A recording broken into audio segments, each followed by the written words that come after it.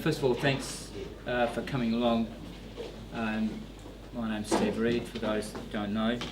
And what we need to get out of tonight is it's just got to be a really informal thing. It's just a shame I've got to be here and not sitting down with you, but I'm with you. So what you need to do is to just give me a heads up if you're not sure about what I'm saying or you need extra evidence or whatever. Just a quick thing about my report, the Chief Assessor's report.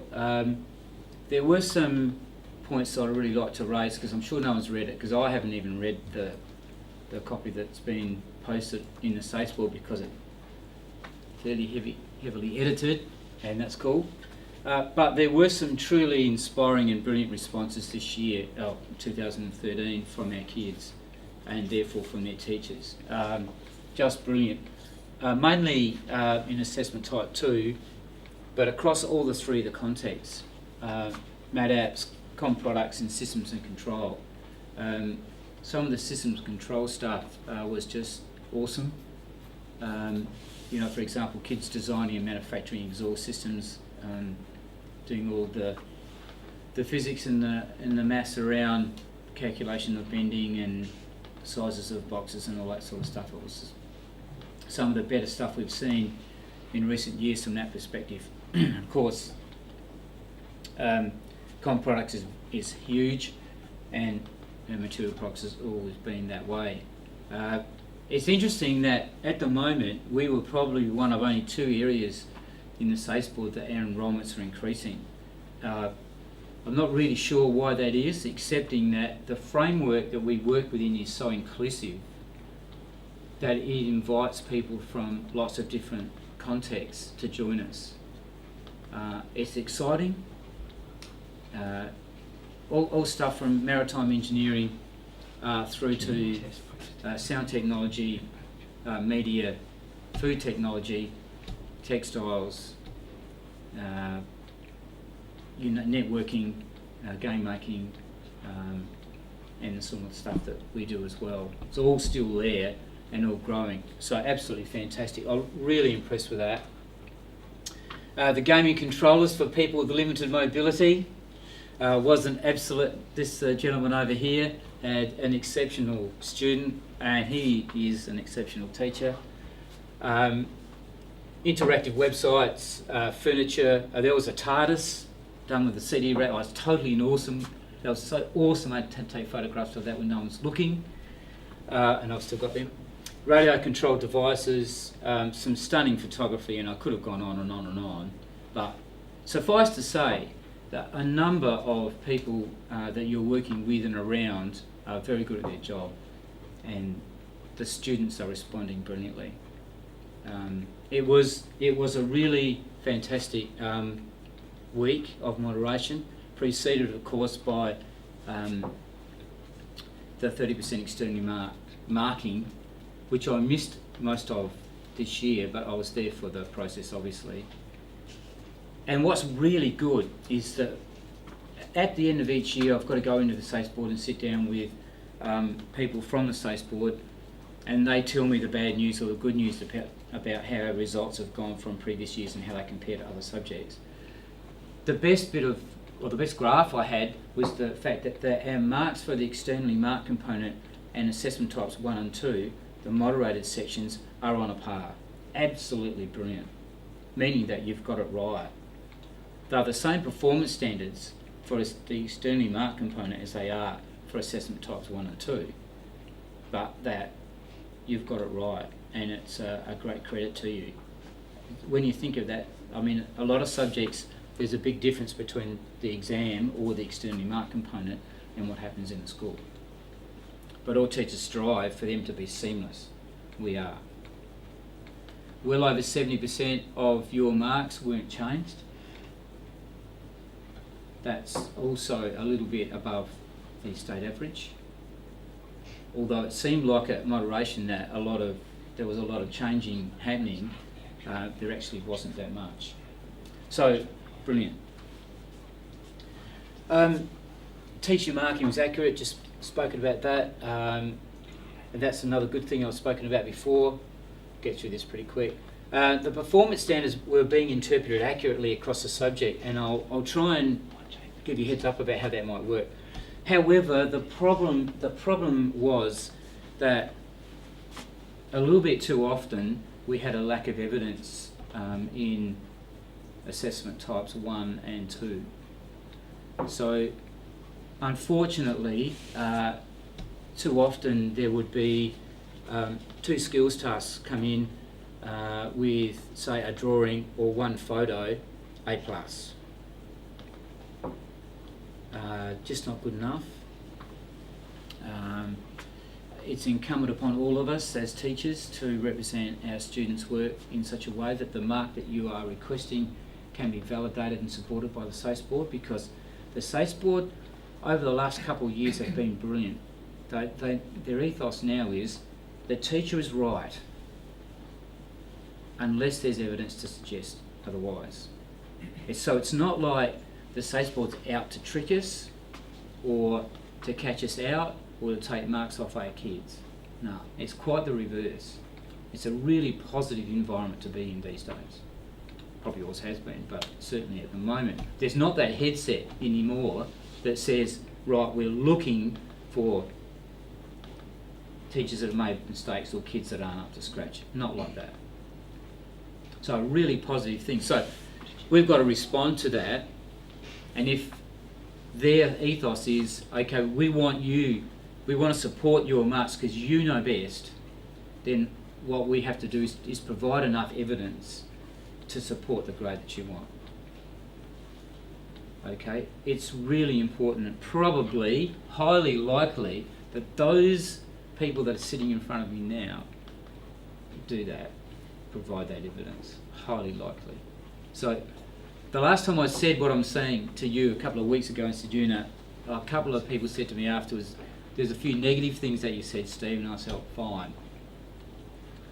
Because I need to say it as a data person, not as a person working for the SACE board, because I'm not a person working for the SACE board tonight. I'm here as techie. So I have to say that that'll come up a little bit. I tried to put that in my report as well, because it's a mistake. If we don't provide enough evidence, it's no good. I can try and show you the depth of what I would expect for you as we go through. Now, I put this in because the learning and assessment summary, I reckon, is one of the best documents that we've had for a while, and I worked on it in the holidays with Barry and Don Murray, both of whom you probably know. This little summary here is a belter. Check this out. I've often felt that we've over-assessed.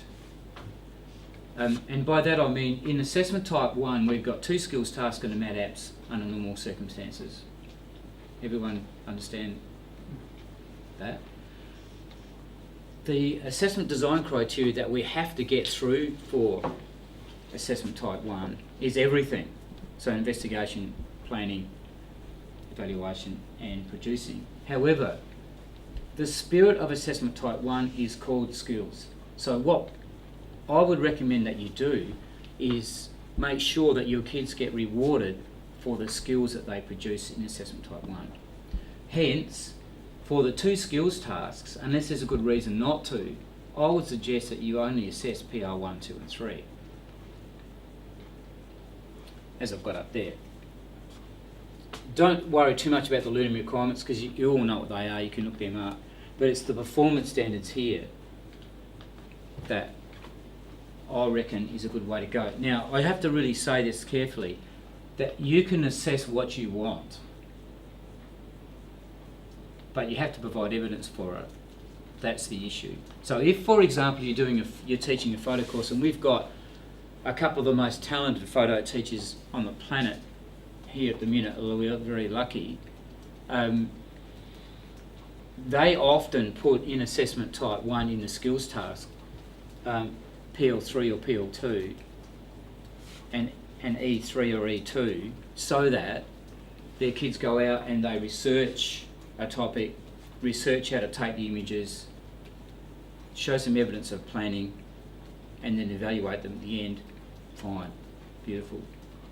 But what that means is that they will have PR 1, 2 and 3, and then they'll have, say, E3 and PL 2 or 3 as well. The SACE board says that if you've got 5 performance standards in there, they are all of equal weighting. So immediately you've diluted that assessment, that skills task, from it being a straight skills activity to one that includes some analysis and some writing. Now, there is no issue with that, of course. It's brilliant, diligent. These two teachers teach it like they're going out of style. But for a lot of the kids that we work with, it's probably doing them a disfavour. So please don't think for 1 minute that I'm saying don't put anything else in there. But from experience, I'd say, and what I do, I've got 3 Year 12 classes, and what I do with them all is I only do PR 1, 2 and 3 in that.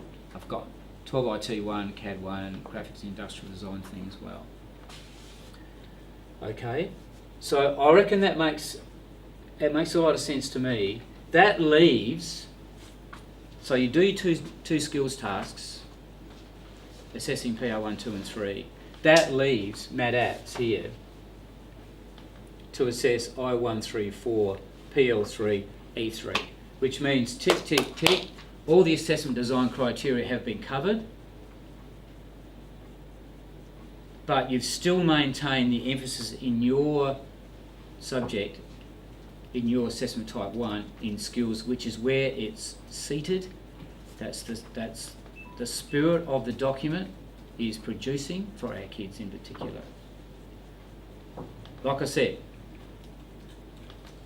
there is no reason why you can't assess anything else in there, but you have to provide evidence for it.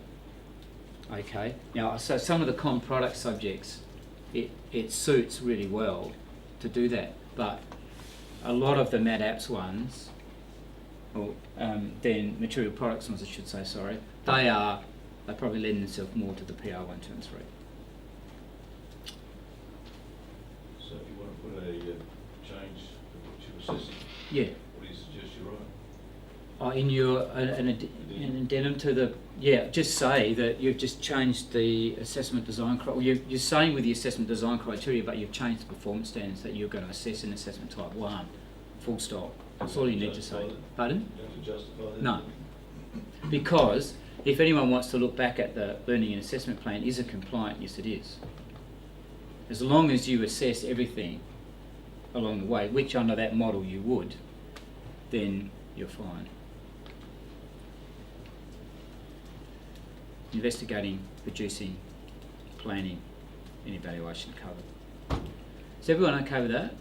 I feel really strongly about this because I think some teachers, in trying to do the best thing and the right thing by their kids, actually, I think, are probably making life difficult for them, because what's happening is they're still assessing just PR 1, 2 and 3. Let's take an example of, a welding exercise. They might get the kids to write an evaluation about, which of the welding systems is better than the other, but the fact is they're just going to look at the test pieces and mark them like that.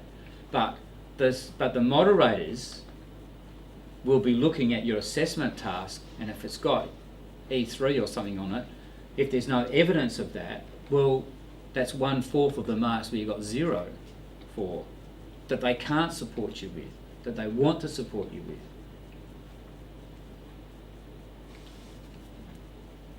When I did my lab, probably about 2 years ago, Yeah. I went to SACE board, and I can't remember who it was, but they kicked back my lab because of these indicating standards. And this guy was getting me to tick all sorts of things. Yeah. And he said you have to have at least 2, and so I was really unhappy with what he was making me tick, because it didn't make sense to me having that performance standard for that task. But he made me do it to be able to pass my lab. The only thing I can say is not everyone that does lap approval process in the SACE board is a teacher, and not everyone who does it is a technology teacher. And there's been some advice being given out about that time you're talking about, where the framework was new and people were worried a bit about giving kids more than one opportunity. I think that's where that's come from. And so you don't have to worry about that. This document is what the SACE board people who did the lap approvals used this year, and I'm pretty happy with it. So you won't go wrong if you do that one. The one that PR3 is the best one. PR1 and 2 are about using tools and equipment and resources effectively and so on. But the one that I really like is PR3 because it's all about independent learning. And what's fantastic about that is that there's usually no evidence of that. And it's we take the teacher's word for it. You might have two, let's take an example of two cabinets sitting next to each other. Both of them they look the same. One's got B plus or A minus on it, and one's got C plus on it. And you're thinking to yourself, especially in an image, I can't see any difference, no change at all. Yet, this student over here has done everything themselves. They've just disappeared in the corner for 5 weeks. This person over here has had a lot of help. One person has problem solved independently and has worked independently, and one person has needed a lot of help. That's a great differentiation for me, because I'll show you, hopefully in a minute, some stuff that comes up in my CAD class, my graphics class, where you'll see 2 renders and even 2 orthogonals that look almost identical, and one student will get an A and one student will get a C plus or a B minus or something. Yet you couldn't tell that even by looking carefully at it. So PR3, it's a great thing for you to reward those students in your class who have worked independently and who were able to problem solve. Yeah, but there's no way really of showing that a lot, excepting if you interviewed them, and I get my kids to do screen capture stuff a lot, where if they're writing an NC code, for example, I get them to sit in front of a computer and take the viewer through the process of writing the GNM code. Now, if you listen to that carefully, you'll know whether the kid knows what they're talking about or not. No hiding there. But I work in a digital environment at the minute, so it makes it a bit easier for me. If I was making a soft face hammer in a workshop, as I have done for many years, I wouldn't do it that way. It'd be a bit harder to do it that way. But I could still interview the kids, and if I was working in a workshop situation, I think I'd be thinking about that a lot more. By schooling the kids up, making sure they talk about the performance standards criteria and getting them to record it. Because often they're much better at talking than they are at writing things down.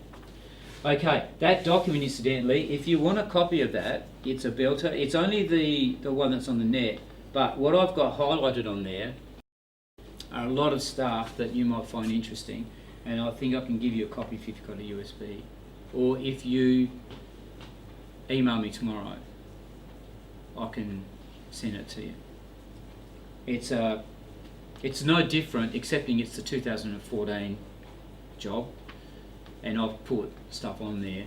Can you go on the net or not? Yeah, I guess.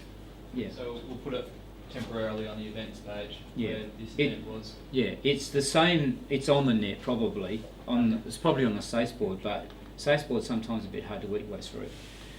Anyway, that's the other performance standards. You all know about them, yeah. So I'll push on.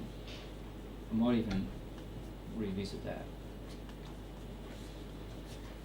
Okay. I don't think I'll go through that stuff. It's stuff you can read on the SACE board. I've just rewritten it a bit to make it sensible, but I think you'll get bored pretty quick. Assessment type 1, we've spoken a bit about that, but target your performance standards is what I was talking about before. Just when you think about it, doesn't matter if your lap's already in, or you've rolled it over like I've rolled mine over, just write a variations page. Your SACE coordinator will be able to give you one, and pop that in the back of your lap, which you need to send in at the end of the year with your work, and just explain what you've changed. If you want to write a little description down there why you have done it, something like, it's a targeted thing that I've done to cater for the strength of my kids. Cool. Put that in. But as long as you've done it and it's within the rules, then no one's going to argue with you. But if you don't do it, and someone picks up your lap at moderation, and it's got 5 performance standards that you're trying to look at, but you're only assessing 3, that leaves the moderators in an awkward position, a very awkward position.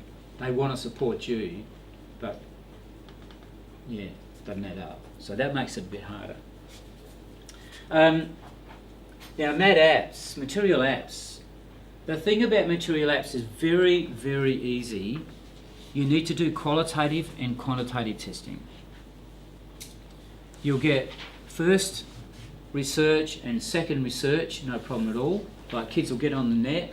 I'll show you some examples in a minute. Kids will get on the net and they're comparing TIFF format and JPEGs, or they're comparing veneered particle board with hardboard, or they're comparing radiata pine and balsa wood. Whatever it is, they'll find the general descriptions and characteristics of whatever they're testing pretty easily. Like, some of my kids do sound files.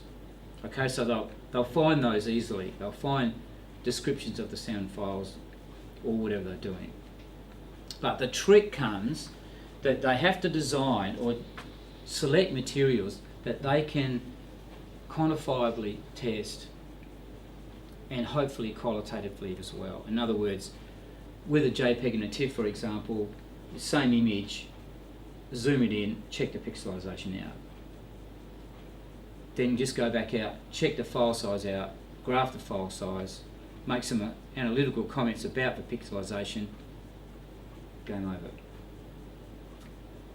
It's the same with any sort of physical testing that you do. You could be machining aluminium, different grades of alloy on an EC machine or a lathe.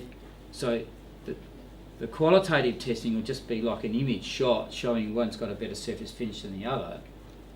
The quantitative testing for that might be a bit harder, because what are you going to graph on that? It might be that you change the feed and speed rates to get a better finish, so you could graph that.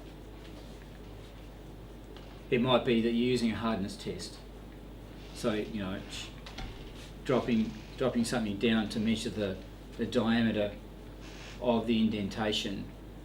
You get a vernier out, measure it, be good enough to talk about the respective hardness of materials, pop that into an Excel file, job's done. Okay? But if you don't test, you're not going to be successful. The kids, it won't get through the moderation process. And not every material can be tested, both qualitative and quantitative testing, but if you try and encourage them, it should be right. Now, the next step about MAD apps is the kids need to identify their product early on, because if they identify their product early on, then they should choose materials from materials apps task that they might use in their product. The benefit of that is that it's like cut and paste in the folio. So they're killing 2 birds with 1 stone, if you like. If the materials that they test are divorced from their product, as long as it's in the context, it's still work. But it's, they're not value adding. Whereas if they choose the right materials that they could use in their product or will use in their product, it's just so much more value for the effort and time they're going to put in. Because, like I said, and I'll talk about how they can put it in the folio later, but it's just a much better system for them to use as they go through. You know, it makes sense. Okay, now I'm hoping that some of these are going to work. Yeah. This is a girl who she did an app last year, and she compared a couple of bits of software to write her code. Now, that's on the cusp of a component. You know, it's a little tricky one, but a fantastic piece of work. I always say to my kids, put on the front page of your Mad Apps task an image that shows the moderator what the hell you're trying to test, if you can. So she was testing code, so she put that on there. It's really helpful if you can communicate like that. And like a contents page, beautiful, do it if you can. If it was just a straight Word document, you could bookmark it all, so you could hyperlink it, so you could whiz through it like that if you wanted to, but you probably don't have to. As I put everything in digitally last year, no hard copies of anything. Some descriptions. This sort of stuff is downloaded, but she's all put it in her own words. That's important, that if kids are going to download slabs of stuff, they have to reference it. Okay, it's just like any sort of assignment. If they not so much plagiarise it, but if they just download it and don't reference it properly, then it can't get through the process. And it puts the moderators in a hell of a situation when they are faced with something that's clearly not the kids' work. You know, it's what are they supposed to do? Well, it is the kids' work. In other words, they've found the resource, but instead of them, you know, at least trying to reword it and put it in their own words and pick out the bits that are important, they're just going bang bang, you know. And we are standing up against kids from, you know, English studies, from physics, from maths, because now we attract exactly the same types of points. I come from a background of D&T studies, so I've been in the externally marked thing for probably 10 years, I suppose, so it's not so much of a big jump. You know, where I was teaching meta work and I was teaching graphics or whatever it was. So meta work was D&T, so no externally marked component, but the graphic stuff did have an externally marked component. So I just know that we need to make sure that the written work they do is all referenced. And this girl was hell good. So she's got a little bit of work done there where she's referenced it. Some quantitative testing there. The qualitative testing, that was the qualitative testing that she had done, but it was much harder to give decent qualitative testing. It was just observation really, but nonetheless she knew that she had to do both. Brilliant. There's her references. Now the word count's very interesting. There were some brilliant examples of work that we saw last year that were excessive. There were situations where teachers had put A+ next to assessment type 1. The skills are brilliant, but the Mad Apps task was brilliant, but way over the word count. You can't possibly keep, you know, a high A if you've gone over the word count. The official word from the SACE board, as it's always been, is that after 2,000 words or whatever it is, you stop reading. It's one of those things where you can't argue with it. It's one of those things where if it's a really well written assignment full of factual work and great analysis, if it's a few words over, there's a good possibility that no one's going to worry about it. On the other hand, if it's full of downloaded stuff and you go 100 words over or something like that, then no, they could.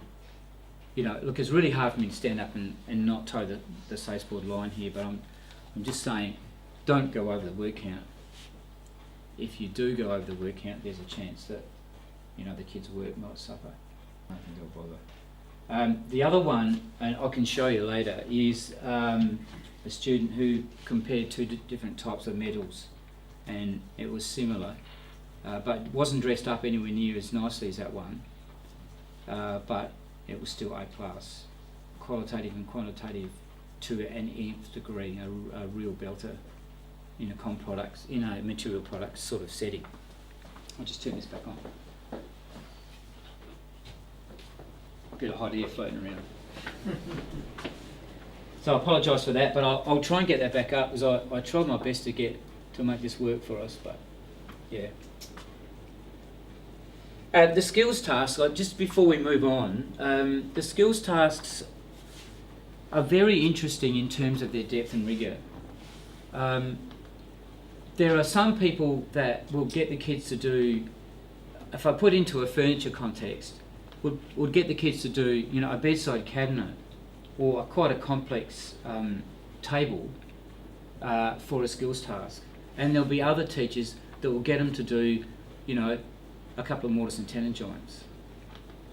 Now, both of them are fine, but I think my advice would be to try and find some balance there. I give my kids about 3 to 4 weeks. The IT kids, I give them 3 or 4 weeks to do a simple flash exercise for me, and then a little presentation voiced over as an introductory to little skills exercises. Now, graphics kids, we do a whole pile of formative work, and then we do a little test, if you like, a couple of little skills tests. So we aim to get the 2 skills tasks and material applications tasks all done by the end of term 1. All right, and then I introduce to them after that an impact statement on their product, and I get them to do that as an independent task, not associated with the folio, even though it goes straight in the folio. And I do that so that it doesn't get lost in the folio. So it's not a bad way to think about dividing the work up, but there are lots of teachers though that do the skills task at the end. Nothing wrong with that, if that's the way. Could you incorporate the skills task in the major project somehow? Yeah. I don't think that was the original intention, but I just keep learning more and more about this whole thing as I go through. And I reckon there is no reason why you couldn't do that. And I'll give you an example, just a quick diverse example is I'm in this program called Future Subs, which is, I'll talk more about later hopefully. It's a really, really exciting thing. It's about 5 schools around Australia in it. We're one of them. And it's about designing and manufacturing a prototype submarine about 1.25 metres long. So the skilling exercises that we're doing, that I've just changed them to say to the kids, okay, go away from the stuff that I was doing. Design and manufacture as much as you can, sort of the drive shaft system from an electric motor, and that you get at the hobby shop, and they'll all come up with different responses. That's a skills task. Instead of me getting to do detergent bottles and things like that, I'll show you. So I can't see any reason why the skilling tasks couldn't be part of the final outcome, because they will be. They could be assessed in the final outcome. Well, you do a lot of prior practice and training with them, but the assessment of it could be in the final outcome. No, they'd have to still be assessed in assessment type 1. They can be visible in assessment type 2. So let's take another example. Let's say one of the skills tasks was to make a drawer. That's not a problem at all. In a cabinet or a wall unit that was assessment type 2, that's not an issue at all. I mean, it is a little different than how we used to think of it. But there is no reason why that can't be the case, as long as it's discreetly, and I mean discreet as in separately assessed, so that, do you know what I mean? So that it's clear that this is a skills task, assessment type 1. It might appear in the final product, cool, but it's still assessed as assessment type 1. Does that make sense? So yeah, think about these things and come up with great ideas like you're all doing, and move it forward. It's a great thing. So you try not to make them too hard or too manual. It's a real balance that, to get that right. Now, I had some luck before. Let's see if this one does the trick for us.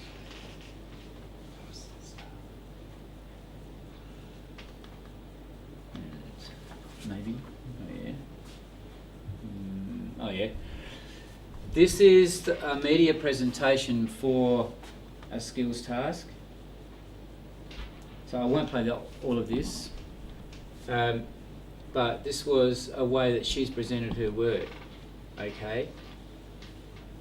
And it was voiceover, but I'm having a bit of trouble with the sound stuff. So I won't go ahead with that because it's about 7 minutes long, which is probably on the outside of being too long. But nonetheless, in terms of evidence, you just have to sit down and listen to what that person said, and you'll be in no doubt that she knows what she's talking about. I don't know why I get these virus things coming up all the time. Maybe something wrong with my computer, or me. One of the two. Okay, let's have a look at some other evidence. This is the famous detergent bottle, minus a couple of fills in it that makes it look like everything's going to come straight out. So what I would expect for evidence in assessment type 1 would be renders like that, and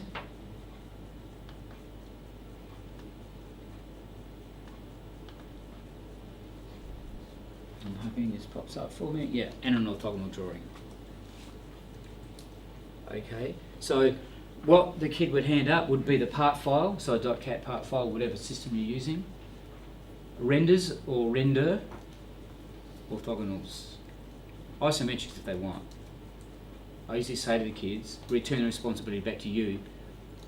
Bottom line is orthogonal, fully dimensioned, and some sort of a render, because the moderators will not see the 3D model any other way. Because we won't have AutoCAD or CATIA or Inventor or anything like that there to see it. So the best way to evidence that is by doing that. So that's how I do my skills tasks in terms of evidencing them. Yeah. And the last thing I'd like to say about this, and it actually applies to assessment type 1 as assessment type 2, is that if you're going to put down, that's an A+, show me why it's an A+. On the other hand, if it's a C+, go around the back and take a photograph of where the back doesn't fit properly, or the work's not square, or the code doesn't work. You're running a simulation for an NC thing, and it stops at this point because there's a clash, machine clash or something like that. Show why you've given it a C, show why you've given it an A if you can. Now it does take a bit of time to do that, but in those renders, for example, there are kids that can render quite well, use the ground, make it look right, put it in perspective. There are kids that will set out those orthogonal drawings, not quite to AS 1100 anymore. We've sort of moved a bit away from that, but in some sort of drawing standard that I outline the rules. Some will do that better than the others. So, that's how it is. But the evidence is there for someone who wants to have a look at it, to show and to differentiate. Plus PR3 does the trick. Thank you, Joel. Okay, assessment type 1. Has anyone got any questions about that? Is there anything I missed out or didn't make sense? If it doesn't make sense to you, I probably didn't explain it properly, so just give me a heads up.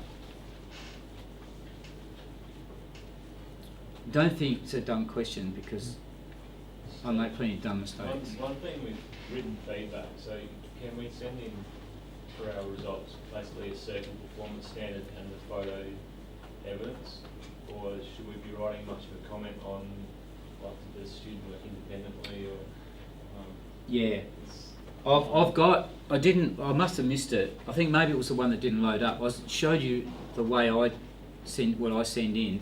I send in a task sheet that's got some comments written on it, but just very brief comments against each of the performance standards, and then the matrix, coloured in if you like, highlighted, in whatever band it's going to be, and then the grey. Yeah. So I used to spend a lot of time writing copious comments, and I don't know if it's because I'm getting lazy, but it just seems like what the moderators want now is how the kids performed against the performance standards. They don't particularly want to know what I think about it, really. They want to know what's the evidence against the performance standards. Yeah.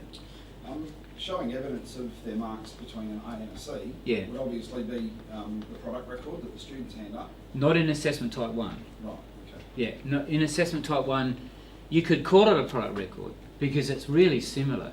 But in assessment type 1, it just needs to be evidence of Production. whatever it is to validate your mark. Like I said, if it's an A, then show it's an A, if you can. It's probably harder to show an A than it is a C, because like, if you take photographs of kids doing welding exercises, you can see some crappy welds there. It's easy to see. But if you're going to give them an A or an A plus or something, then take photographs of it that says, these beads are even, this is really good. Yeah. But no product records for assessment type 1. Or don't call them product records anyway.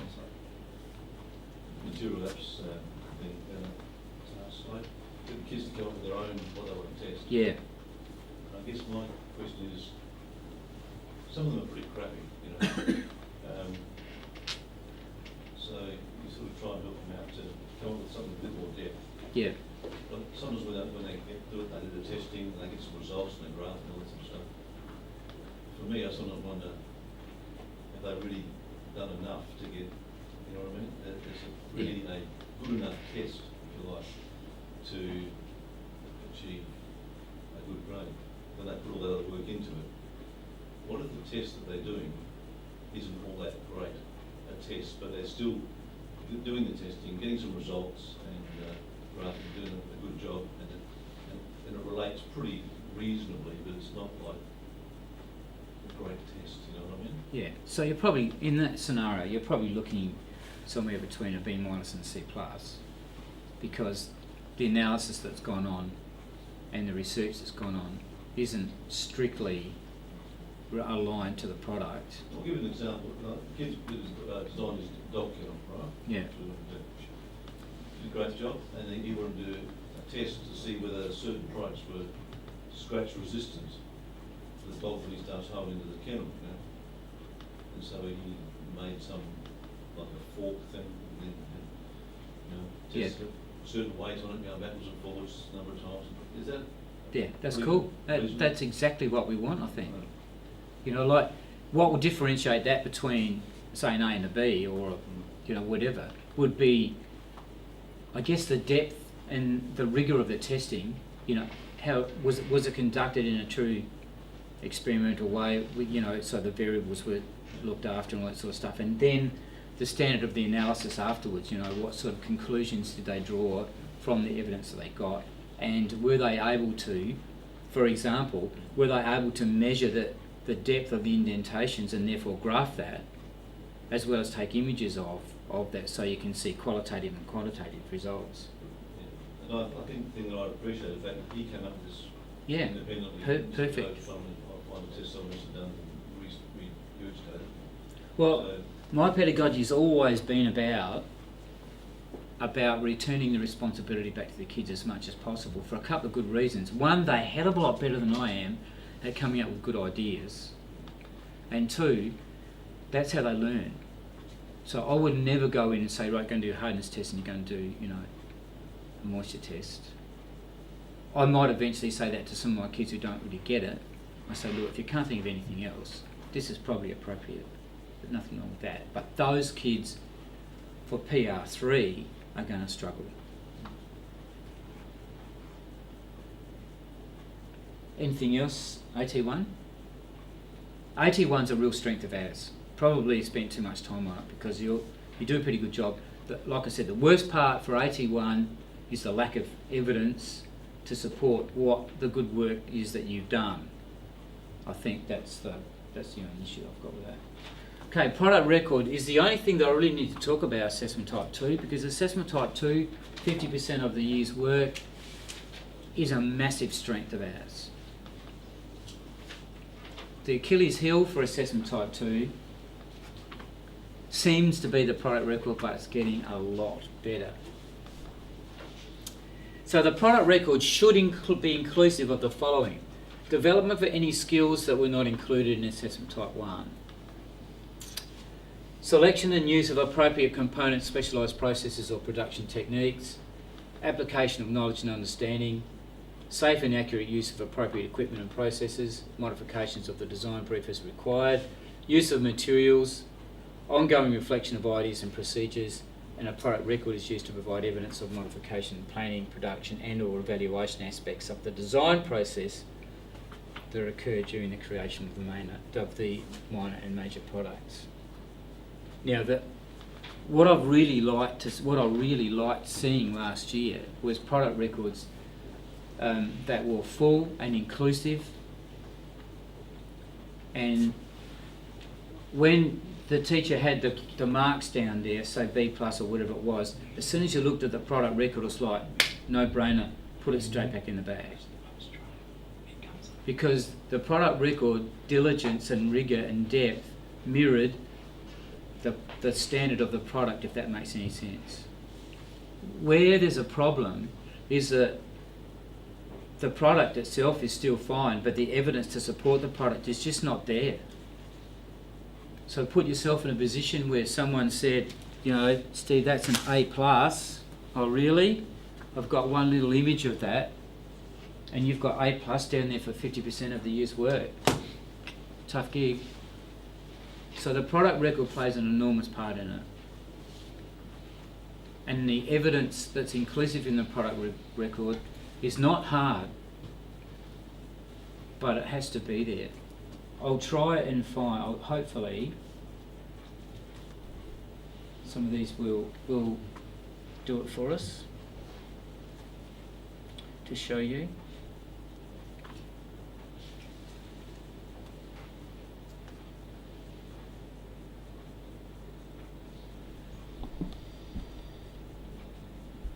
Okay, now this is one of my kids who did a gaming project. So this was about designing the map and the tools that went in it. And it wasn't an A grade piece of work, but it was pretty good.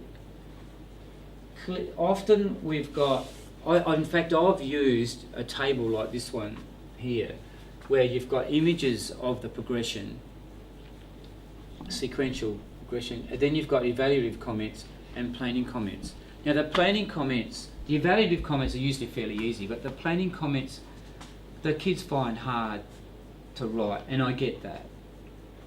Because really the product record is all about taking us through how you've gone about manufacturing your product, what problems you've come across in that process, how you've solved them, and then some evaluative comments at the end. Some of the best ones I saw didn't have 2 columns or 3 columns.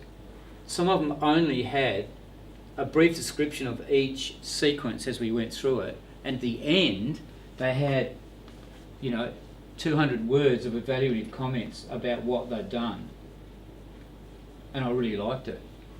I thought that's probably even a better way than doing, this is about the coding and stuff like that, so it's all cool stuff, but I'm thinking a better way to do it might be, and you can suss it for yourself, it might be, rather than trying to evaluate each step, it might be an evaluation of the process. Now this leads me to a very important point. There is a difference between the product record and the planning section of the folio. There are several people who cut and paste, not entirely, but they cut and paste. The folio is all about the design process. It's a design assignment. The product record is all about the realisation. the manufacturing, the making. There's not a big difference, but there is clearly a difference. And it's a mistake that will cost your kids a grade or two. Won't cost them two.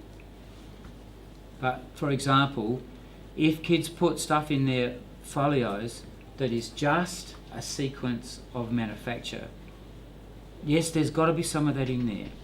But if that's all they do, then they've missed the point about the planning section in the folio, because it's all about the design process. I'll talk about the folio in a minute.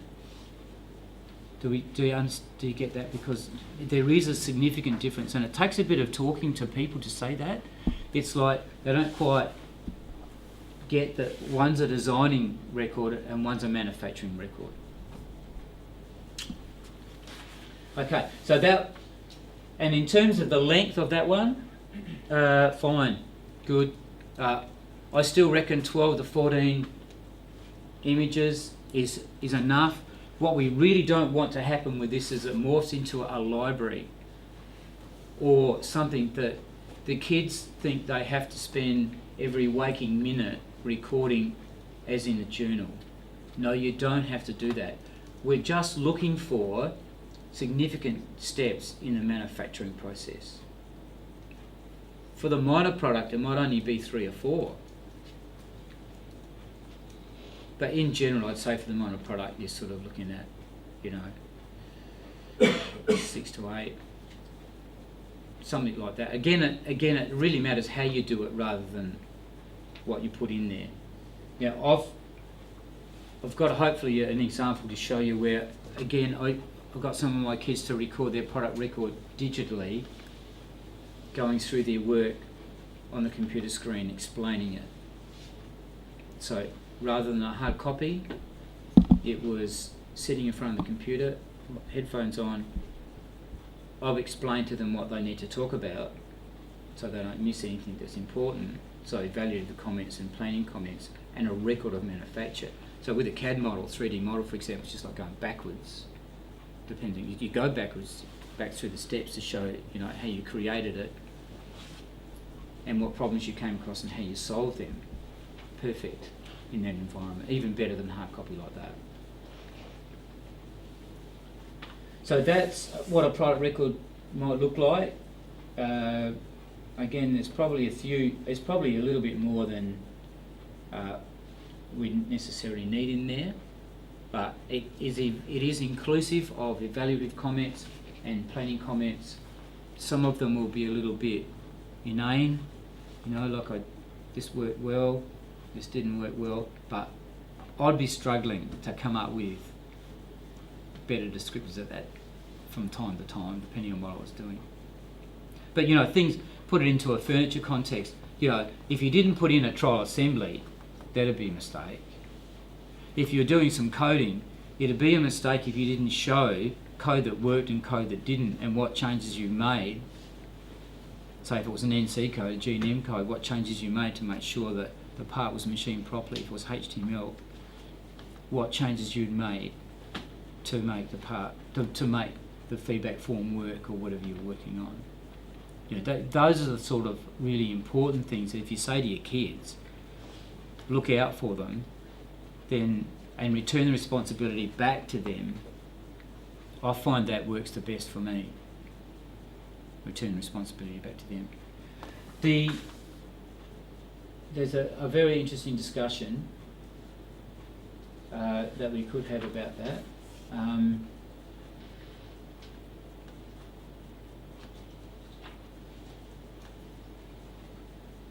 hopefully this will load up for us. This is a person, when I get kids to make games and do websites and relational databases and stuff like that, I get them, especially the games and like an app or whatever, I get them to do for their minor product a how-to DVD, if you like. Say 10 or 15 minutes about how to play their game, how they've created it, best viewed at, whatever. So this one, it's playing. This one is how the person wrote the code and how they how it all works. So as a minor product, there's plenty of depth and understanding in that, and of course when the moderators see that, they know full well that the kid, one, did the work themselves, and two, had a thorough understanding of it. Now, you could do the same thing with an NC code. You could do the same thing, I reckon, probably even with a bit of furniture if you wanted to. You could take some vision of the student walking around the product and explaining, you know, parts of the product as a minor product if you wanted to. Probably in a furniture situation you'd use a drawer or a door or something else as a minor product. But say, with me for example, if the kid's doing a website, then I'd use, you know, the server-side stuff on a feedback form as the minor product. And in my CAD classes, I'd actually give them a little test, if you like, for the minor product. I decide the design brief with a little design feature in it. So, you know, I don't think we had any trouble differentiating between major and minor products. I think that will work pretty good. But what I'm saying is, there's lots of different ways that you can present the evidence and do minor products, and it just works perfectly in that environment.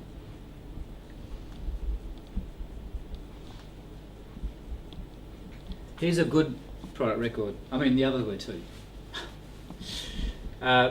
Because that one you saw before was in fact a product record. Okay, was in fact a product record. This one, the kid made one of those quad rotors, so designed and made all the parts himself, apart from the electrics bit. So here they've got the full description there, and enough visual evidence, and if you read the stuff that's in there, you know that the student knows what they're talking about, all the way through the testing, the manufacturing, the rapid prototyping, 3D printing as in, the painting even, assembly. Didn't get to see it fly, because it didn't. But plenty of images so that you know that the student's done the work. Now, is that a typical one? Probably not. But is it in a good example? Yes, it is. Because we'd strive to get our kids to do as good as that, and of course they all won't, not in my class anyway. But we'd be hoping that they could. There's always been a bit of an issue about, Steve, what happens if, you know, my student's done this wonderful trailer in metalwork and 6x4 trailer, fully compliant with Australian standards, etc., and it's a wonderful piece of work, but they've gone straight to harvesting, done no product record. What happens? Well, problem is, if there's no product record, there's no evidence of production, there's no evidence of evaluation, there's no evidence of planning. So you just stand there with a look on your face to say, what the? Here's what you should do as a data person. Here's what you should do. When I take on to teach Year 12, I take on the responsibility to report and assess. Teach, report and assess. So my job would be to get around that trailer with a camera and take as many images as I could to validate the A+ I'm going to give that kid. It's not a product record. In fact, I wouldn't give them A+, because I couldn't, because PL3, EL3, and E3, whatever it is, are going to be missing. So it immediately has downgraded that. But the moderators will be able to see that it's a completed piece of work because of the images. So I'm not talking about writing the product record for them, not at all. But as teachers, we have responsibilities to report and assess the kids' work that we've done, because you can't put an A, B, C, D or an E down there unless there's some evidence to support that apart from just the rubric. You need some evidence of some kind to support your grade. Now, I know that there's been people who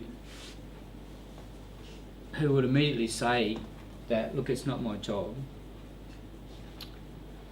But as a teacher, I'd be really disappointed with an attitude like that, because it is our job to provide evidence to the SACE board to validate the grade that we give. Now, if the kid's got an E and there's nothing, that's all they have to do. Maybe you take a photograph of the pile of particle board standing in the corner. But seriously, it's one of those situations where I remember our oldest fella, he's a phys ed teacher, and he was at Borough teaching, and 2 years into his teaching up there, he rang me and said, "Dad, they give me a year 12 class, I'm really, for the first time, I'm really worried." And he said, I'm dealing with people's future. I said, "Yes, you are. Be no doubt about it. There is no doubt. You are dealing with kids' futures. To a 99%, they're going to deal with it themselves. But you are. So responsibilities that go with it are awesome when you think about it. Because I always say to people who ask me about it, would you like your child to be in a class where the teacher didn't go to the nth degree to validate their marks? And the answer is no. I'm just waiting for someone to get sued because they didn't do what they're supposed to do at stage 2. I don't think it'll be techies. We're pretty good. We're not perfect, but we're pretty good. But if you are slack and you cost a student, entrance to a course or opportunities to go for apprenticeship that they wanted to because you didn't do your job, in year 10, no one's going to worry about it. In year 11, probably not. But at stage 2, it's a massively transparent process these days. Massively transparent.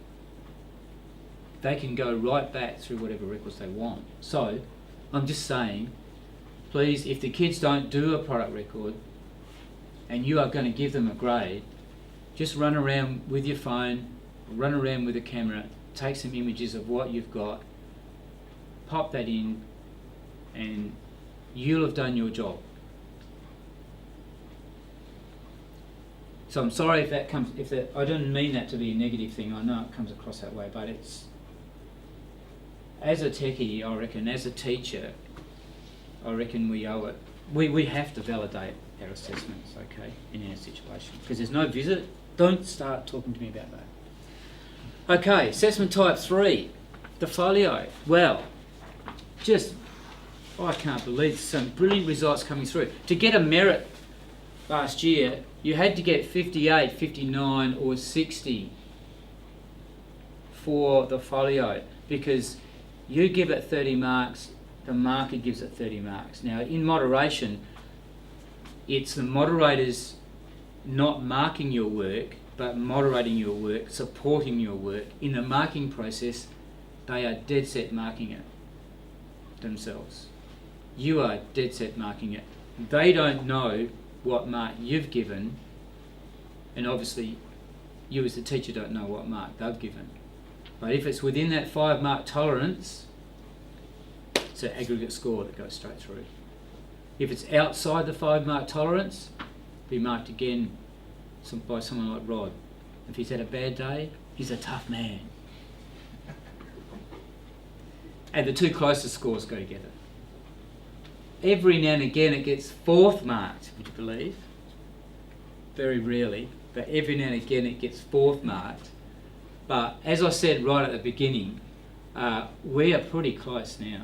We are really, really close. I'm just a fraction hard marker, but not very much. They tell me about it. Statistically, they tell us all about where we stand. But I'm acceptably like that. And because I'm in the tolerance. So when it comes to the folio, you have to know what you're talking about and think carefully about how you mark it and give those marks. One of the best support mechanisms that's been around for a couple of years is that template. I'm sure you've all got it. If you haven't, give me a heads up and I'll give it to you. I haven't got it on this presentation, but I can show you afterwards. Of all the things that needs to be covered in a sequential manner normally in the folio, step by step. Give it to your kids. Because that's exactly what the marker's going to have next to them 10 on a Thursday night sitting at home with a couple of reds. Marking kids' work, probably cordial. Marking kids' work with a template next to them. And they won't be wanting to be able to tick next to every one of those little categories, because if they do, your kid's going to get more than 15. And it's how well they can tick those as to, how far up the scale I go after that. It's a great little document. If you haven't got it, like I said, come and have a look afterwards. But if you email me, I'll whiz it back to you.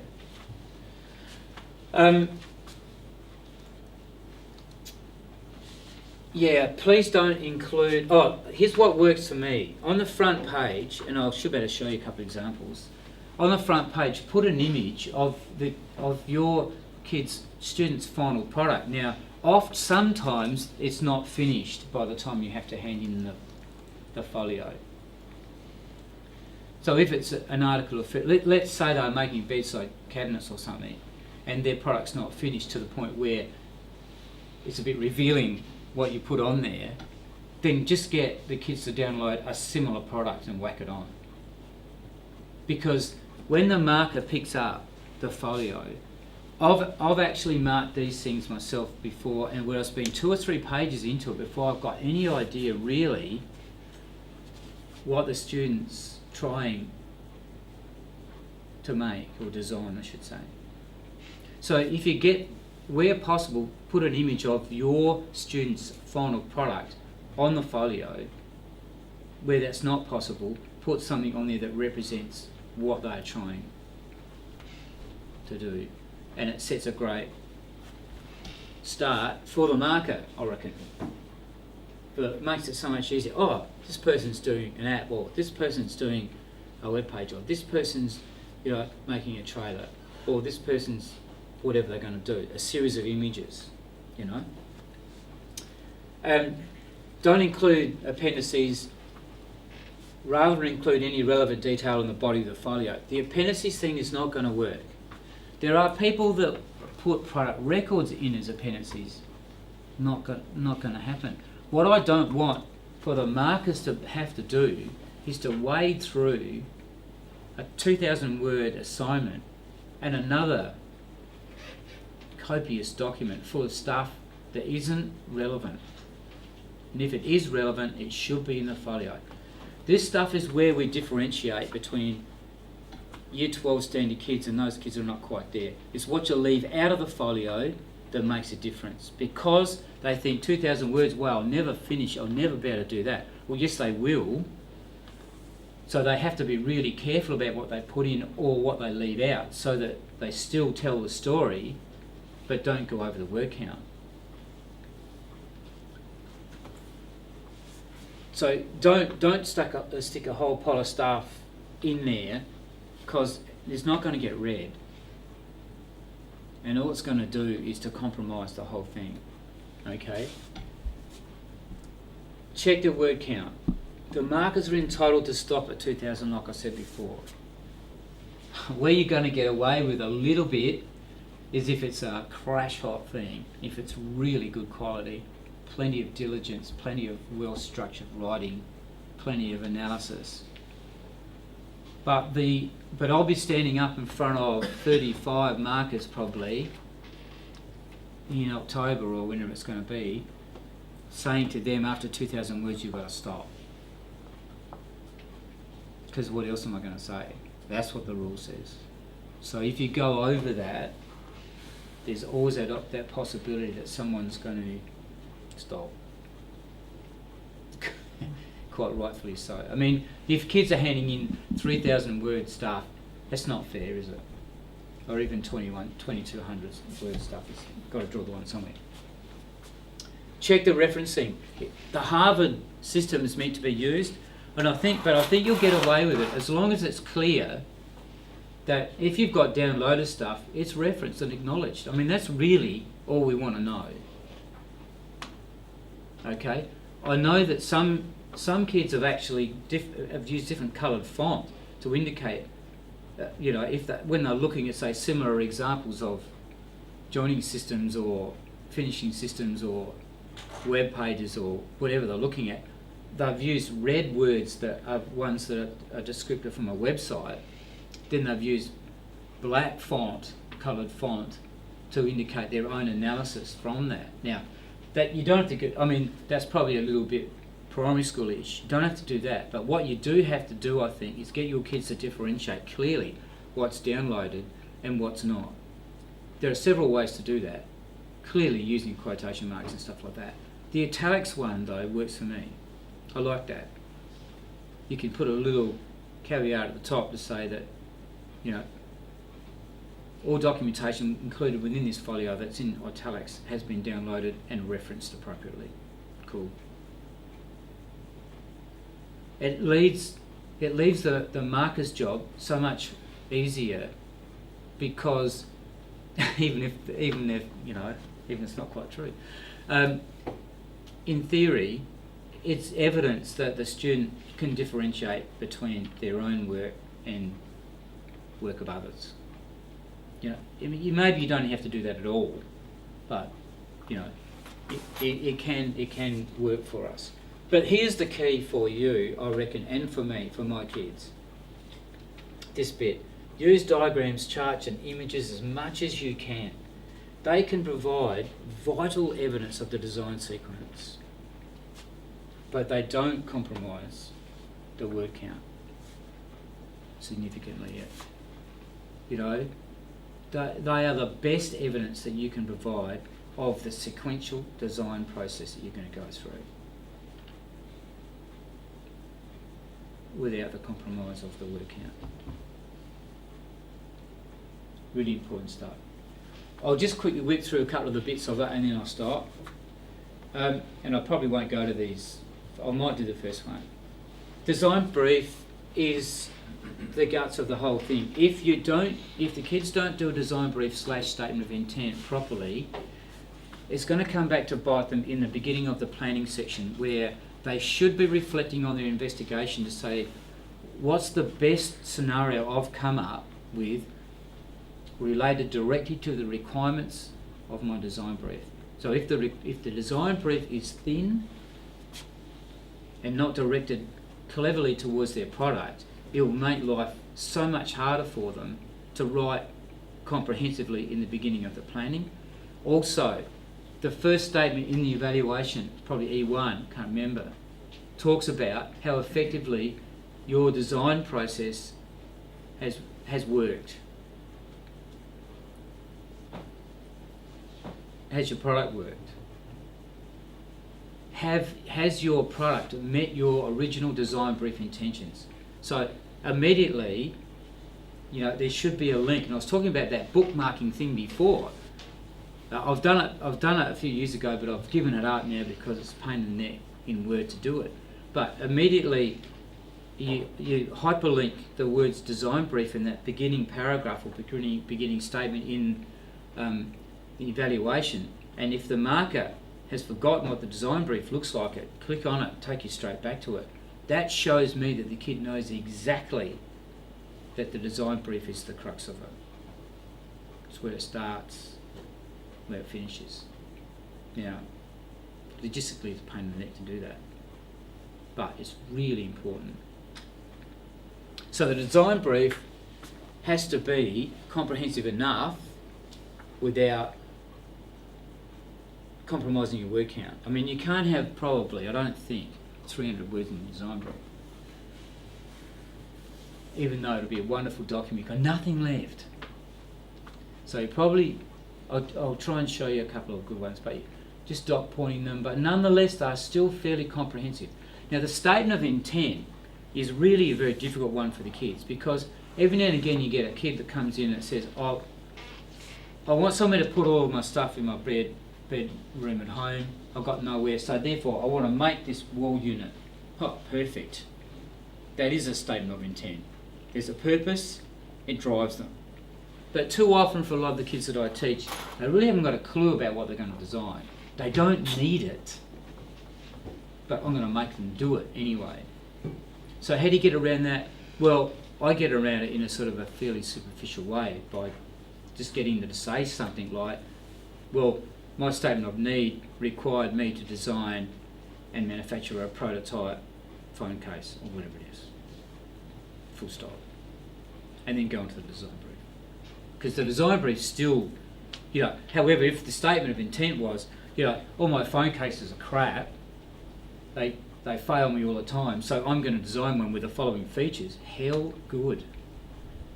Brilliant. It's exactly what the intention of that document is. But very rarely do I get kids that have got that need. It's really more of a fictitious thing.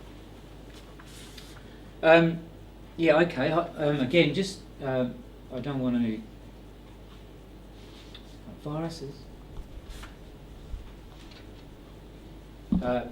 Here's a folio. I really like the contents page in a folio. Colour Wheel of Death. Have I? No. I really like the contents page in a folio because it's evidence of planning in the folio for a start. And I think when I mark one and I can look at the contents page, I don't know the kid obviously, but I'm thinking, okay, well, there's some, if they've left out significant parts in the contents page, they probably don't know what they're talking about. However, if all the essential criteria from that template I was telling you about are there, immediately, I'm just human, immediately I'm thinking to myself, I'm probably going to be looking at something that's okay. Don't have to put one in. This will be very slow, this one. These are the sorts of things that can't go on the SACE board website, incidentally. All right, they heavily doctored. Part of your word count, though, isn't it? Contents page? Yeah, it is in the word count. Yeah, it does compromise that. Yeah. I'd say it's probably worth it, but again, your kids will make that distinction or decision themselves about whether it's worth it or not. And it is a very comprehensive thing, so I have to go slow, and it won't take too long. So that's what this person's written. Design and manufacture a successfully code or to successfully code a working technological terms dictionary application. So it was an app that this person did, which functions. I might be able to show you. It is a terrific piece of work. But now I know straight away what that person was trying to do, and so does the reader. Okay, they're going to do an app. The aim for the app was to be fully functioning and it's with interactivity, easy accessibility, allowing my application to be accessed on Android, in the Android market, and used in schools for advanced technological knowledge. That's exactly what's happened. That's just gone down to functions. What I say to my kids with their design brief is to divide it up into, talk to me about the function of the product and talk to me about the aesthetics of the product. And then the constraints. If you're right under those three headings, works for me, because tell me about what you're hoping that your product will do in terms of its function. In other words, what's it going to achieve, what's it going to do, and then tell me about what it's going to look like. For some of them, the aesthetics is not important. For some of them, the aesthetics is really important. Like, say, a series of images. So the function for a series of images is going to be overall. But the aesthetics of that series of images is going to be paramount. So, it works as a template. So she's written all that stuff down there, and the aesthetics, and the constraints are, kids put down there, well, I'm dumb, I don't know how to use CATIA, so that's a constraint. Well, don't say that, because it's not a constraint. It might be the truth, but it's not a constraint. So just think about, the constraints that you impose on them in terms of, specifications that they have to meet, constraints that they impose on themselves in terms of what they can achieve, what resources they've got available, what software they've got available. It's not bad to put the time in there, but everyone's got 34 weeks. So, that can be a little bit weakish at the moment. While I've got this one up, just have a look at the investigation. What is? Notice that she's clearly indicated what is downloaded and what's not. And then she's starting to investigate similar products. And pretty much that's where you need to start, I think, in the investigation, is describe the product a little bit that you're hoping to design, then have a look at existing products. Have a look at the materials that you need. Excuse me, talk about that in a minute. Have a look at what resources you need. Have a look at the functionality of your product. What do you need to learn to make it a functioning article or whatever it's going to be. I won't go on too much with that one. It is a very comprehensive folio, which didn't go over the word count, but it's full of magic stuff because all the images and stuff are in there that she's done. Like that little checklist there says a lot about her evaluating existing products just by using that.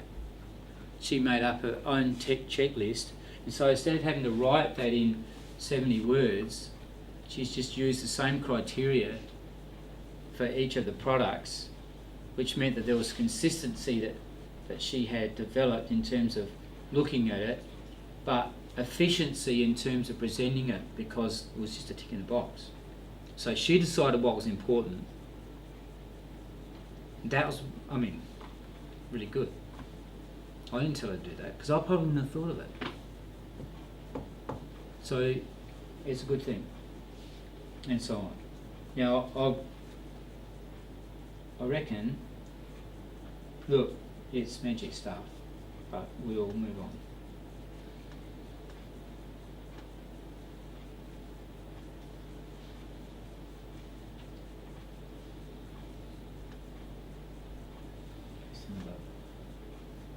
This one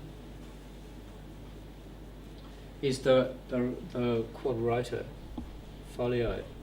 So again, the first thing that the marker looks at is the product.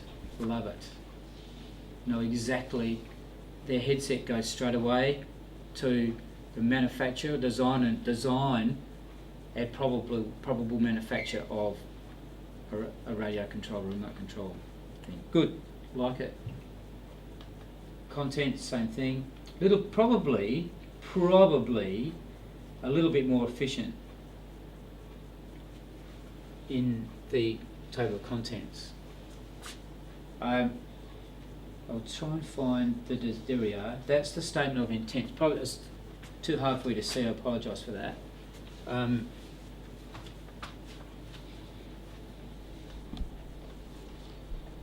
So here we go. You can't see it at all.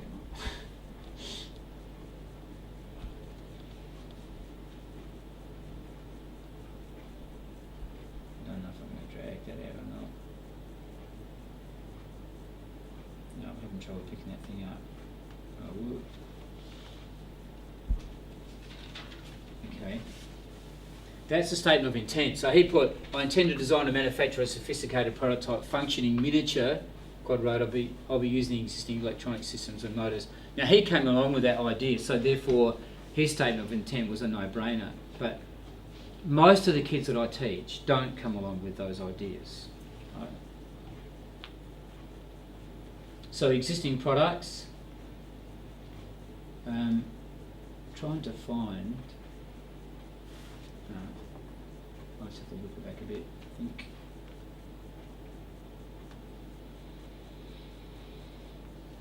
So he's done his with functionality, human interactions, and constraints.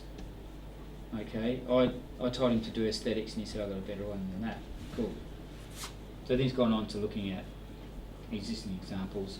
Then he's gone on to looking at mass, centre of gravity, and a whole pile of things. Because he got 99.5, we'll just say, that's a good job. And I didn't teach him anything, he knows it all. But a good example, if you want to have a closer look at that, and I thought about, well, what's the point of showing something like that? Well, I guess the point of showing something like that is that I'll be showing my kids that and saying, not read it and weep, but look at it and say, this is an example of a kid who's applied themselves diligently to the job, still within the rules. I probably couldn't do one as effectively as that myself. But what I like to when I show kids that will be that this is a 30 out of a 30. In fact, I didn't give him 30, and I'm totally embarrassed about that. 29, maybe, I just couldn't bring myself to it. I should have. But it's a very good example of a good folio. I know sometimes people want to see 20s and 16s and stuff like that, but I reckon if you got your head around that template, you'll know straight away. In fact, as I said right from the outset, you're doing a great job of marking these folios. You know, it's a mistake to think that you don't have to you don't have to benchmark them with other techies either. You could take a folio into morning tea with you, sit down next to phys ed, maybe not. No, maybe Sit, not. no, my son's a phys ed. You can sit down next to any teacher and say, look, can you give me 5 minutes of your time? Flick through that. And they don't have to know anything about quad rotors.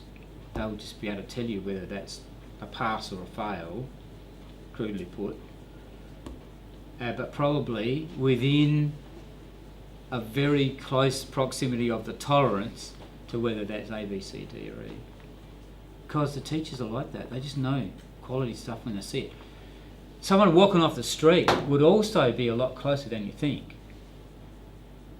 about knowing whether there's depth and rigour in it. But teachers, they'd know whether it's successful or not. Teachers will be able to tell you the grade band pretty accurately. So if you're worried about benchmarking, don't be. If you put your head in the sand because you're frightened to ask anyone else about it, I get that. I understand that. But don't be frightened about it. If you're not sure, I do it all the time. But I usually go to other guys, people in the faculty, and say, look, Baz, I reckon this is 25. What do you think? And he'll say, 21, or whatever he says. And it's great. So benchmark them as much as you can. Okay, nearly done. Hallelujah, you son. I don't think I need to go through the investigation stuff. I've got examples of it, but I don't think I need to. Just quickly, the planning is the part of it that I find the hardest to teach, even though it's instinctive. I think I find it hard to teach kids who don't really want to design what I'm making them design. Those that know what they're going to design, the planning is obvious, driven, clear, and relatively easily represented. So here's a couple of tips. The best folios had the final solution is developed out of 2 or 3 examples. So crudely put, 3 thumbnails of solutions that suit your design brief requirements. Solution A, B and C. By thumbnail, I mean it can be literally a thumbnail if it's in the manufacturing, material apps theme, material products theme.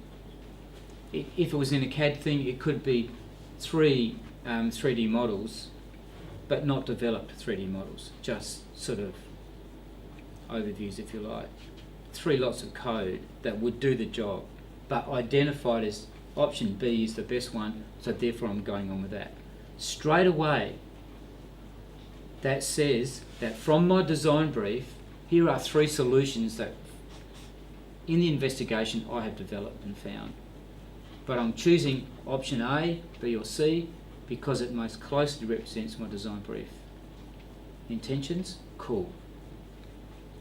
Then go on and sequentially demonstrate the steps that you have chosen, or the student's chosen, in the design process, not the manufacturing process. Now, sometimes you can't divorce the two.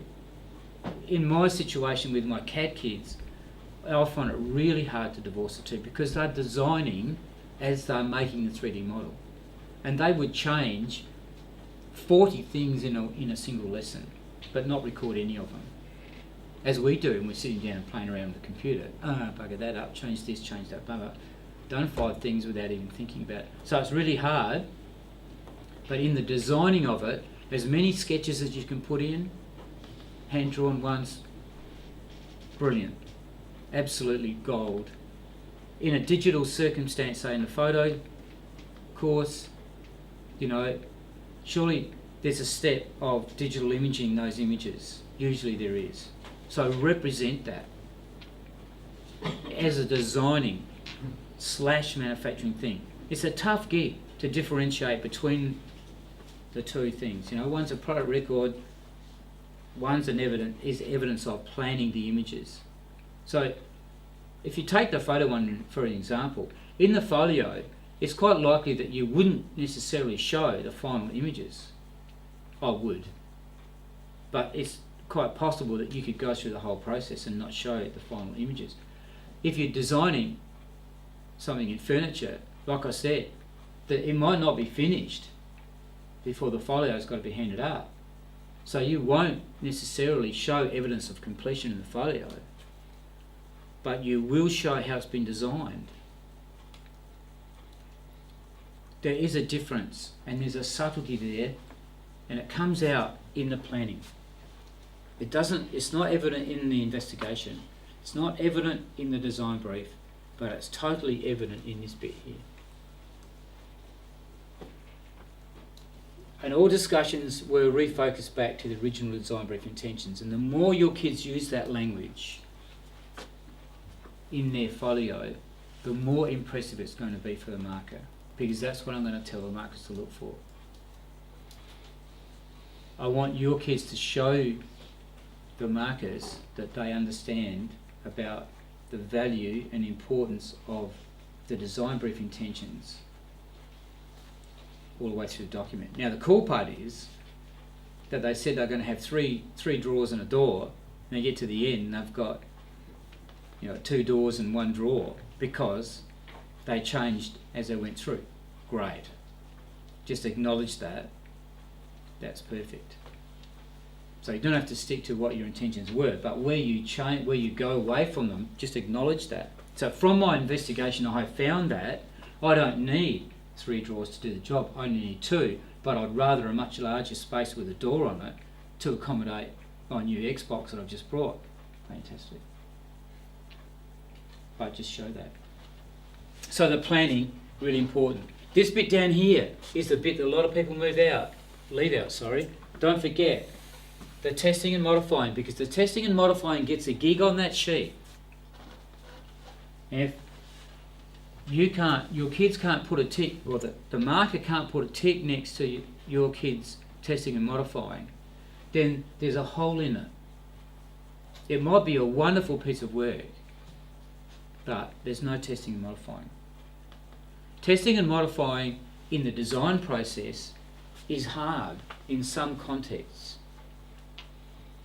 If you try and put yourself in a position of a student in a workshop, testing and modifying, or in a practical class, the testing and modifying is at some time is going to take place in the workshop, and other times it's going to take place when they're sitting down scribbling on a bit of paper, isn't it? Because when they actually get to weld it, for example, they find that they just can't hold it properly to achieve the weld that they want, so they'll change the design, change the clamping situation around so that they can achieve their results, which wasn't in the original intentions, but it is a design change that somehow they need to be able to record and present in the folio. It is also a manufacturing step that would go in the product record, but be written up differently. So testing and modifying, incidentally, that doesn't have to just take place in the planning. because there's been some wonderful folios that don't stick to, pretty straight for some things. I'm really inclusive about looking at what's really great work, but I sort of see things in a sequence. You don't have to do them in a sequence. In fact, Mostyn Coleman, for anyone who's been around for long enough, will know that he was chairperson, CEO, whatever he was, of the SACE board 4 or 5 years ago. I remember him walking in one time saying it wouldn't matter if the kids handed all their work up at the end of the course in one big folio. If it's all there, it's all there. It doesn't matter if you have to hunt through to find it, and if it's not in a nice little sequence with a contents page on it. Doesn't matter if it's all there. Perfectly true words. But for most of us, we want to do things in a sequence. So that testing modifying can take place pretty much anywhere you like. On to the evaluation. Look, the evaluation's easy. The performance standards, we've been there. We know what that's all about. Even better if it worked. So I'll just open one up.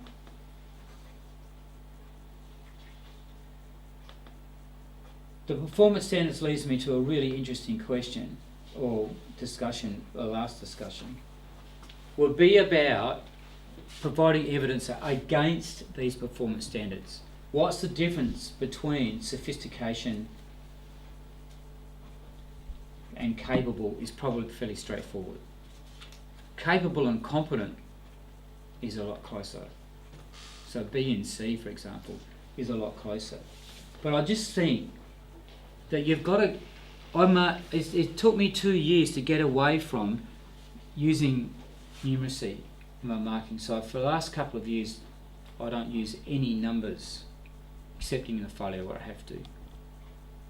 But even in the folio, it's a global thing. So I'll get the 2 skills tasks and the MATAPS tasks almost physically on my table in there, and say across these 3 bits of evidence, does the student get A, B, C, D or E, rather than saying skills task 1 out of 10, skills task 2 out of 15, MATAPS out of 10 or whatever. Do it globally, don't get sucked into the numeric stuff. The only time I think you'd ever use any sort of numeric marking scheme would be in a quantitative thing like fits and tolerances, where you'd measure with a micrometer. Where if I was doing that now, I'd still be using that as well, but converting it back. So I reckon with the national curriculum stuff coming through, where we've got to be looking at performance standards, etc., and achievements, we need to get used to that, looking at things more globally than we ever used to before. And I think you'll find that you'll be spot on. In fact, if you sat down and went through it with a fine tooth comb, or you looked at work knowing what the student's done globally in 5 minutes, you'll be right, because you know their work backwards. So these performance standards, know them, and use them as a guide. But I have never ever let the marking scheme of the day change the grade that I want to give the students, because you all know your kids really well. So make it work for you. If they're a B standard student, make it fit the performance standard. That's what the SACE board's all about too. On the surface of it, the SACE board's got to say you've got to provide evidence against performance standards. Of course you do, but make sure that you write your tasks cleverly and clearly to the strengths of your kids, as I said at the start, so that it'll be easy.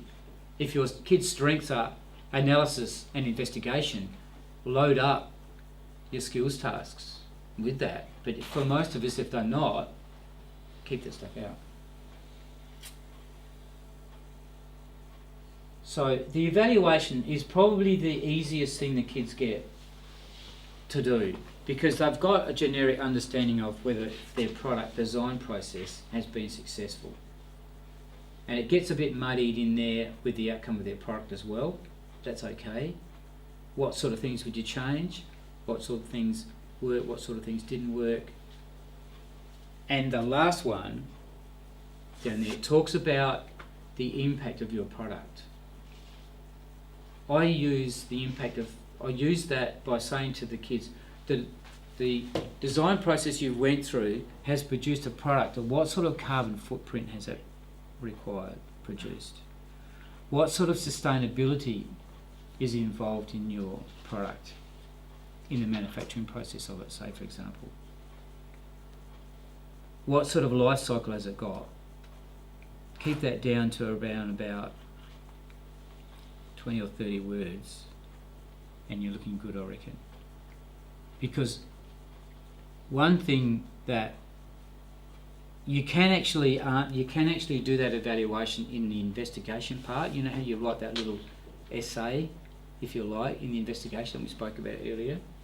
You can knock over that E4 in that part of it as well. But I don't do it that way, because I find that E4 thing really easy for the kids once they finish it off. So the evaluation, I reckon, is a pretty straightforward one, but make sure that in their first couple of sentences they talk directly about their design intentions and how well their designed outcome has met those intentions. And I think that will set things off really well for the kids as they go through. That's it. Because I could keep on going, but I'm not. So, who's got any questions?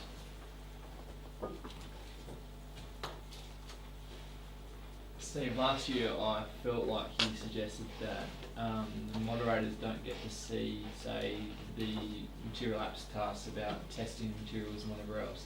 So some of my lads, when they were talking about the material selection, said refer to Appendix A, Yep. which is my materials task, because they didn't want to put the findings of those results into the word count, but they just wanted it to be available to the moderator, or I wanted them to have it available to the moderator. If I made that intention obvious to you, I made a mistake, because I actually missed out talking about the materials in investigation. Exactly what they should do, if they've chosen relevant materials that they are going to use, then they would put the findings or a summary or a graph in the material parts of the investigation, straight from their material apps task. That would be perfect. Yeah. That's Into the folio. into the folio. That is the perfect way to do it, and that's what I said to my kids today. In fact, I said, we're going to do material apps in about 3 weeks' time. I want you to have identified the materials that you are going to use, be they digital or whatever, because if you choose them carefully, it'll be a cut and paste almost straight into the folio. Not the material apps task itself. Don't put the material apps task as an appendix or appendices, but the analysis, the findings, the results, the conclusion of your material apps task into the folio. Sorry if I got that wrong. That's the best way to do it, because you find a lot of teachers really want to get their kids through looking at, radiata pine versus balsa wood in the folio. In some ways, that's fine, because if they're, but that's the sort of stuff we hope that they've done in the material apps task, so that they can spend more of their investigative words, if you like, talking about other things when they've already done the work for material investigations or component investigation in the MAD apps task. So audience that in there for sure. That's really important stuff. Thanks. Absolutely. Anyone else got questions about that or anything else you can think of? Now, let me just say, on behalf of DATTA, thanks very much, and on behalf of your kids, thanks very much for coming out on whatever night it is. So, anyway, great to catch up with you all. And the conference is May the 30th here at it's a home ecos and D&T conference with a focus of national curriculum, but with a lot of other stuff in it as well. It's a Friday, week 5, and we'd love to see you here, and there'll be heaps of good workshops on, and heaps of stuff about national curriculum, but a lot of other stuff as well. And we're hoping that there's already a fair bit of interest in it. They're talking to me today about 300. I'm thinking we'll be lucky if we get 30, but no, they're talking about a lot of people attending this conference. So, because it's our area that we need to find out more about and come along and contribute to. So, if you can possibly get there, that'd be great. All right, thanks, and enjoy what's left of the night.